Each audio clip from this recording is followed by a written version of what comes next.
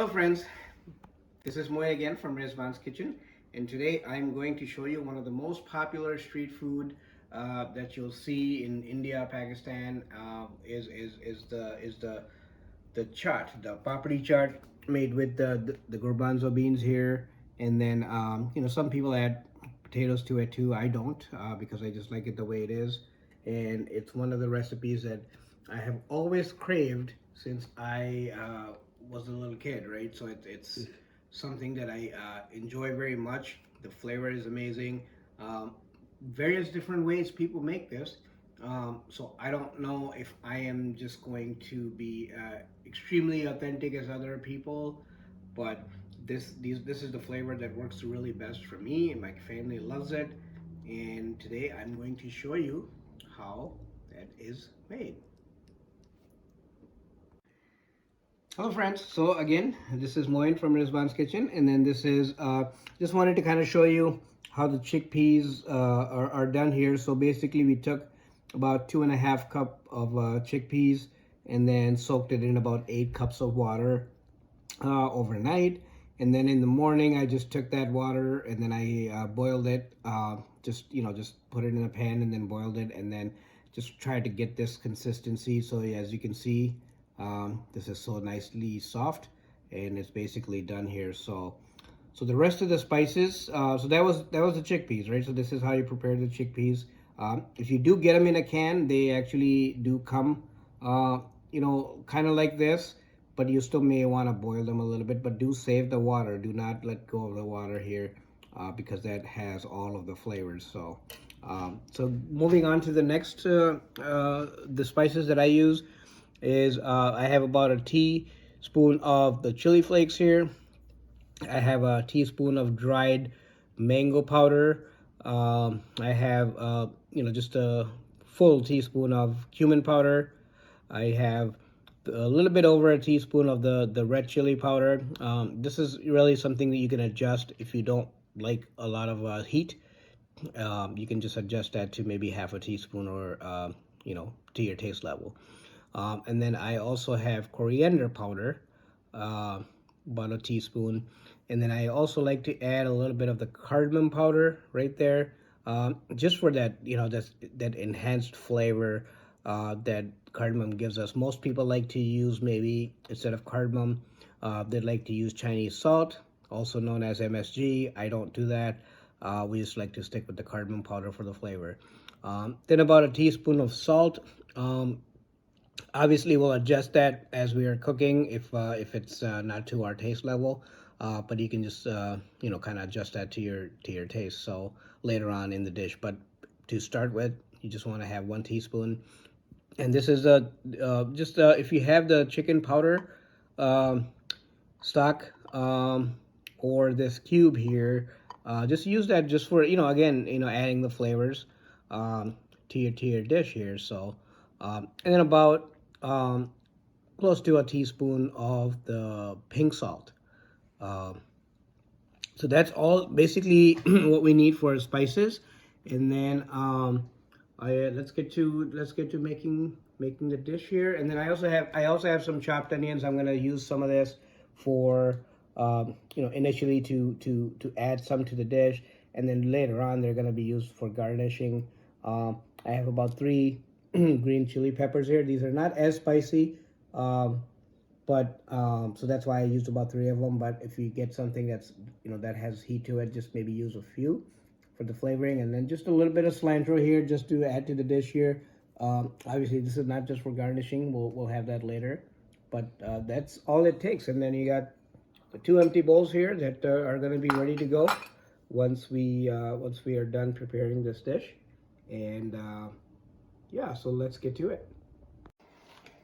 Hello friends, this is Moin again from Rizwan's Kitchen. So let me show you in this pan here. I have about 4 to 5 tablespoons of oil. There's not much that we're gonna use here. Right now I have it on high flame. So the oil warms up, I'm gonna turn this flame down a little bit to probably medium. And then I also have ginger garlic paste that I am going to place in here. And then kind of just mix it really well.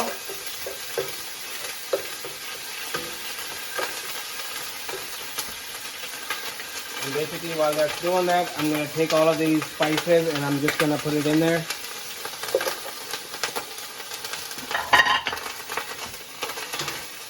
And since it is so dry and we don't want our spices to basically burn, I'm going to take probably a scoop of the garbanzo beans water, maybe 2 scoops,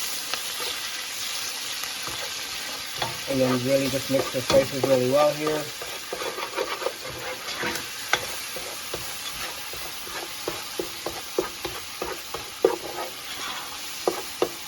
Now, maybe add some more. So about 3 scoops I took here. And basically we're doing that just so that the spices actually cook and they don't just stick to the pan and get burned. So as you can see, this is looking really nice here.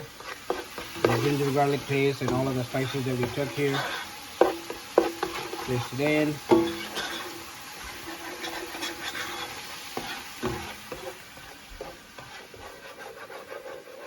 And really you're gonna probably do that for about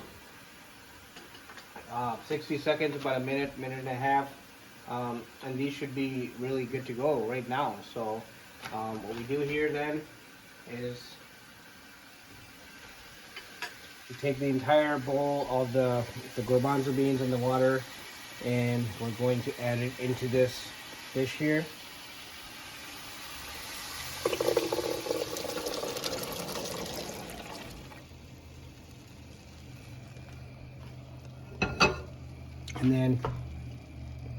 And keep the flame at medium, because we obviously don't want all the water evaporating, so we're gonna just keep that as on a medium heat. Mix it really well, and as this is mixing, I'm going to actually go ahead and grab another thing that I didn't mention earlier, is that we use a little bit of the tamarind pulp here, so I'm going to take that. Not really necessary, but this is just something that we like to use. You know, if you don't have tamarind, you know, you can always just go ahead and add a little, like a teaspoon of the white vinegar, and it's just to give that taste. So there you go. And at the same time now, what I'm going to do is I will get to my chilies and my onions here. So I will add these chilies here now. All of the coriander here, cilantro, coriander, and then take some of these onions and then just kind of put it in here. The rest I will save for garnishing. So we'll do that, and then really just mix it well here.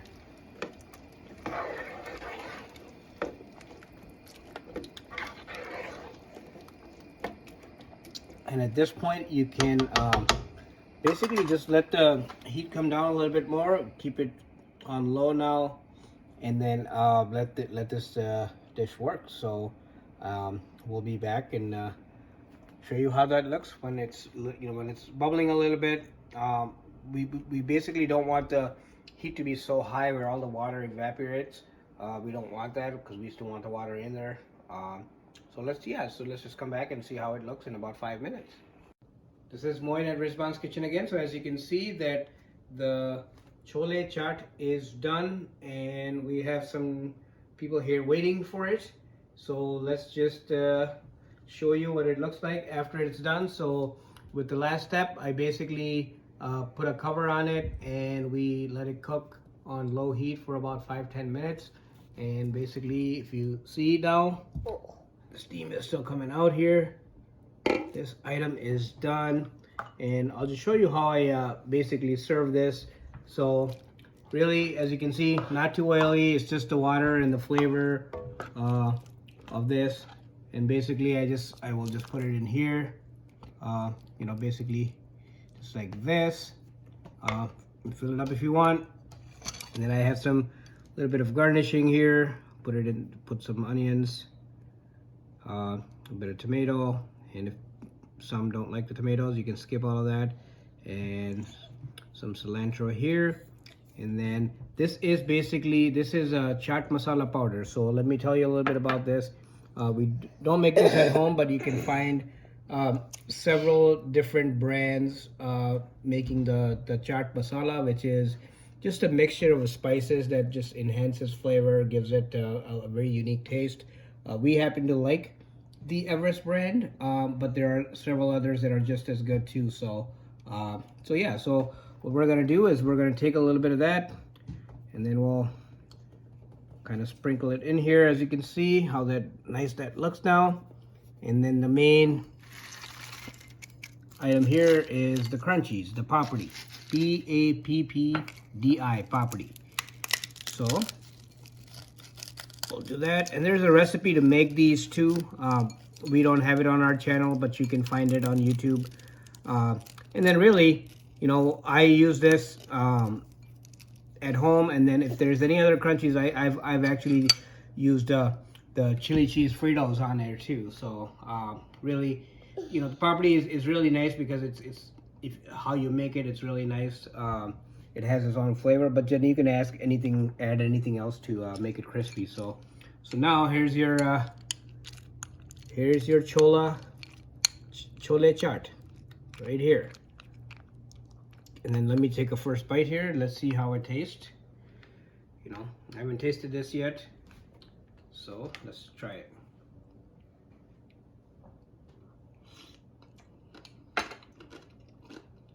Mmm. Mmm.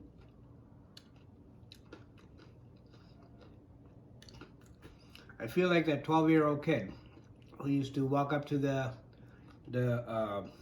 street food vendors and just was addicted to this kind of chaat, right? So like I said, this flavor really works for me.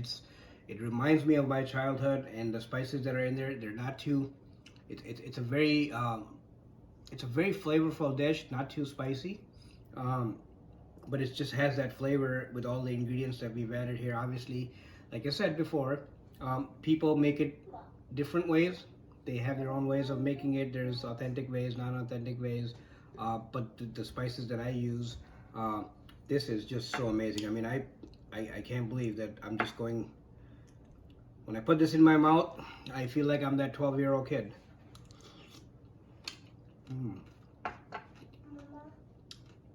Wow. Thank you so much for watching the video. If you like the video here and the recipe, please feel free to subscribe to our channel, like this video, and like I said, I mean, if there's any other comments you have on how we can make these videos a little bit better, please do let us know. But until our next video, thank you for watching Rizwan's Kitchen. Hello friends, so here's a little bit of an extra credit video for you. So we really have our consumers, they're gonna tell you what this Pappdi Cholay Chaat tastes like. So go ahead. Hey Farhan, take a bite. Kid's favorite. What do you think? It feels like I'm in the heavens of Pappdi Chaat. Oh my God, you're in heaven? What does it taste like? Is it just yummy? You like it, huh? Yeah. Okay, well, let's take the other consumer right there. What do you think? Good. Huh? Good. Very good? Yeah. What do you like about it? It's extremely yummy? Yeah. Okay. Well, there you have it, friends. So, like I said, Pappdi Chaat. This is a really good street food dish, and just a great snack item. So thank you for watching our video once again. This is Moin again, Rizwan's Kitchen. Please do like our video and subscribe to our channel for more videos that we're going to be making on tasty food.